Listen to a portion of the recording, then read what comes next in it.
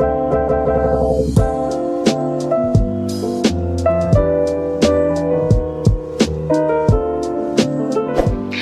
everyone, it's Julia. Welcome back to my channel.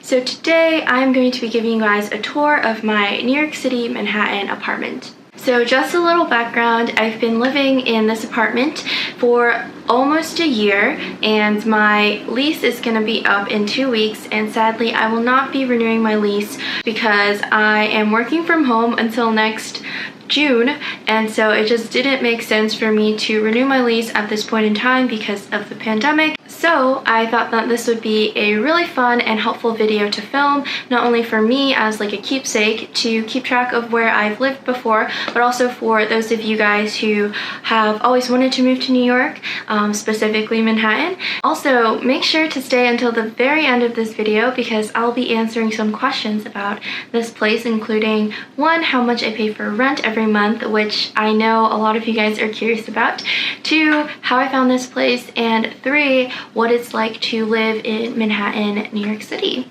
So without further ado, let's get right into the apartment tour. So we're going to kick off the tour with my very normal looking front door.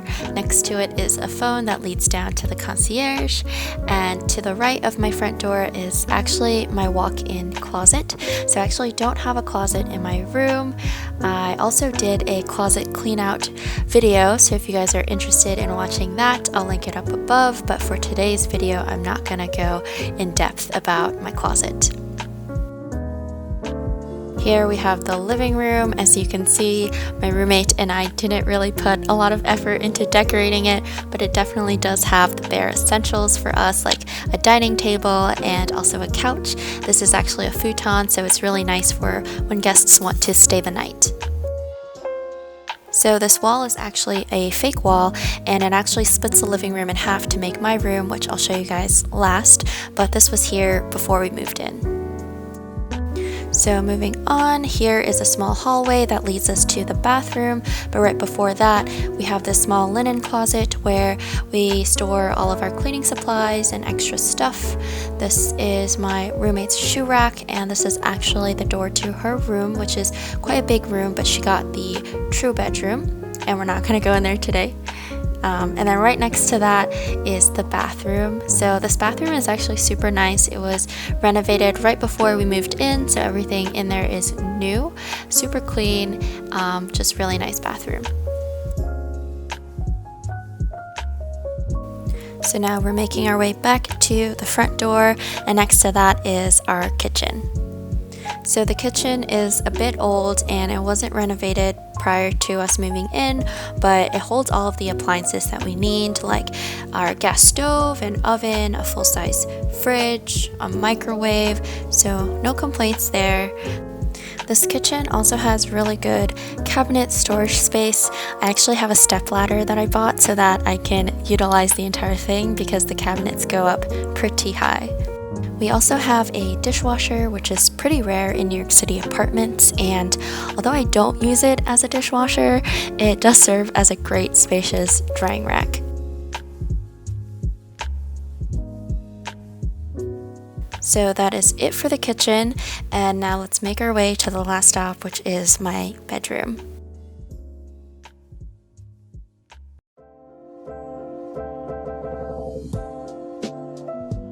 Up first, we have my desk area. I actually filmed a whole video on how I created this space, so if you're interested, I'll link the video up above.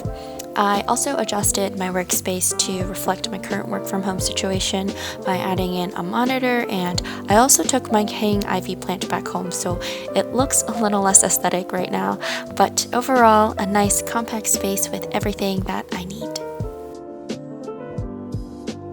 So right next to my desk space is my bed, and I love my bed. I actually got the mattress from Tuft & Needle, and it's literally the most comfiest thing ever. I'm also really obsessed with my comforter cover, which has little tassels on it, and I really like my wooden bed frame, which I got from Target. It actually took me quite a long time to decide on a bed frame that I liked. Right next to my bed on the other side, I have this small wooden nightstand that I got from Wayfair, and it just holds some books, some magazines, a couple candles, and some dried flowers, which adds to the overall aesthetic of the room. Onto the thing that I love most about this room, the large windows. So I am someone who needs a lot of natural sunlight because it just makes me overall more happy and it helps me get up in the morning. So I'm always drawn to places with lots of natural sunlight. So this part really sold it for me when I was first looking at the apartment. My room is literally drenched with light starting from the early morning until late in the afternoon. Next to my window, I created this small nook for myself. Here, I like to journal, read, take meetings. Sometimes I would even eat dinner here because I really like the view, so I'd literally be eating my dinner and looking out my window.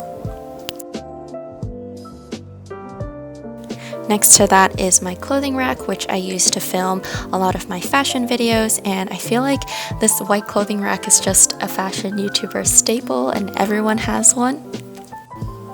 So moving on to this bookshelf that literally carries my entire life, I have some gifts from friends and souvenirs at the very top. This bookshelf also holds obviously books that I've read that I'm currently reading. It also holds all of my skincare products, my makeup products, perfumes, hair products, jewelry.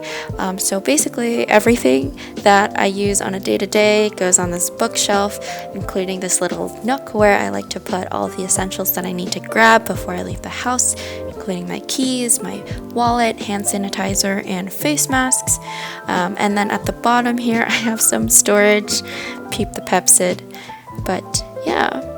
And here, lastly, we just have this mirror right next to my guitar and lamp. And that is the entire room. So that's it for the tour portion of this video. Next, I'm going to be answering 3 questions. The first being how much I pay for rent every month.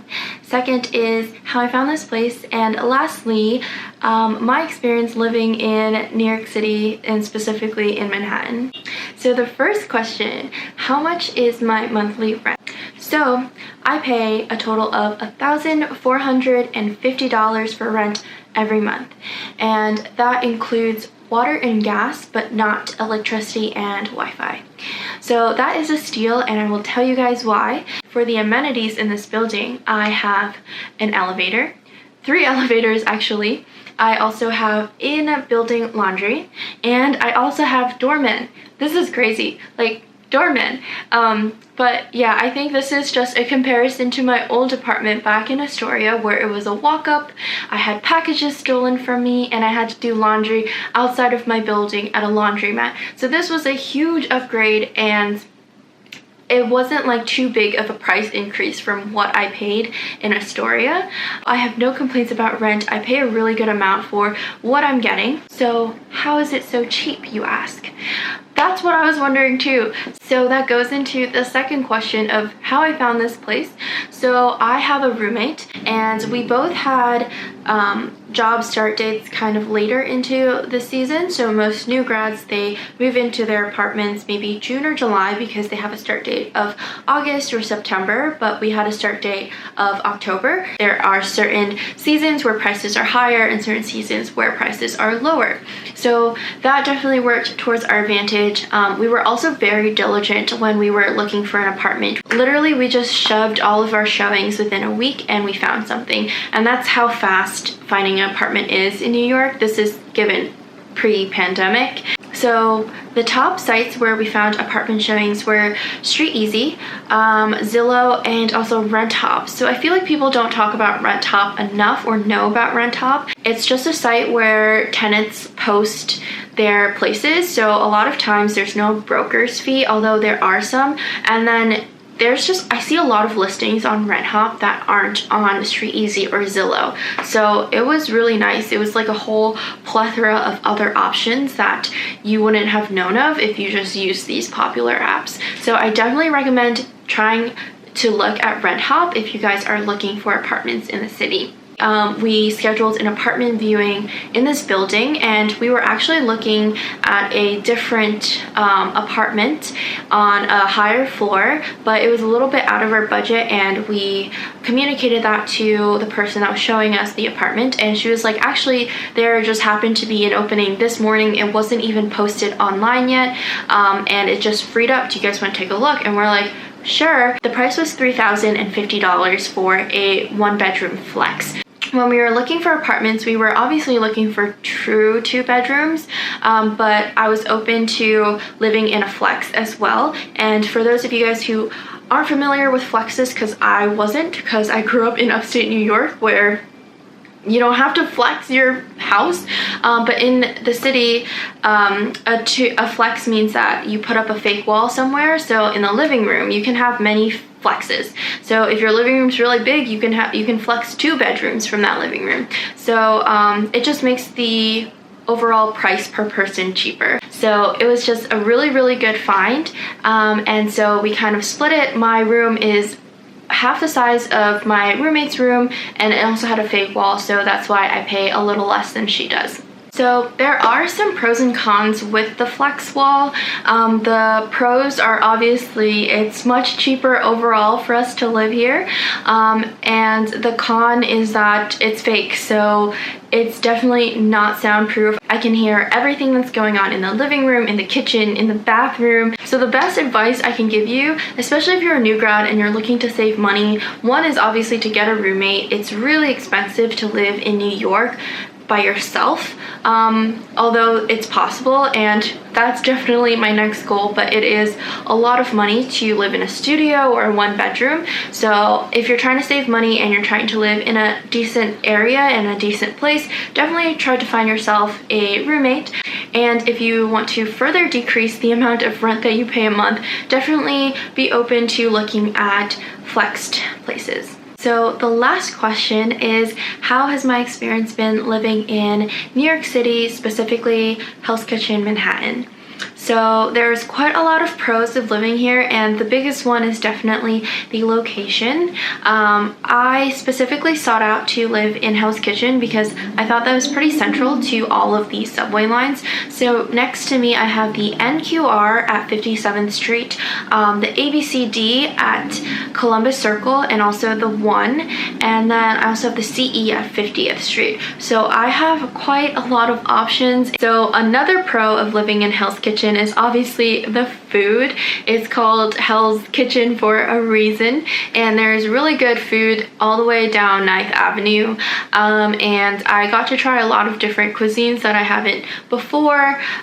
So yeah, I think Astoria was also a great place for food, and also Hell's Kitchen. So you know where my mind lies when I'm looking for places to live, near the food. So let's move into the cons. The biggest con is that this place is really loud. Like, it's loud. It's really loud. I live right next to a police station. There's sirens all the time, and I live on 8th Avenue, right on 8th Avenue. There's always ambulances going down here. There's always cars honking. There's always sirens going off. So it's either like you can sleep through it or you can't, and I feel like I've become a more heavy sleeper ever since I started living here because I have to just drain out all of that noise at night. But yeah, I think that's the biggest thing. Another con of living in Hell's Kitchen is that things are actually kind of expensive, especially groceries. So I tend to go to Gristedes or Whole Foods at Columbus Circle, and that's basically the 2 options that I have that are close to me, and they're both really expensive. To give you guys a sense, like oat milk for Oatly, I know it's expensive, but it's around like $5-ish maybe, but at Gristedes it's like $7.99, and sometimes I would just have to buy it because I'm so lazy to walk to Whole Foods. So that's a wrap for this video. I hope that it was helpful for you guys. If there were any questions that I didn't get to answer that you guys are curious about, make sure to leave them down in the comment section below, and I'll try my best to get to them. Make sure to comment, like, subscribe. Thanks so much for watching, and I'll see you guys next time. Bye!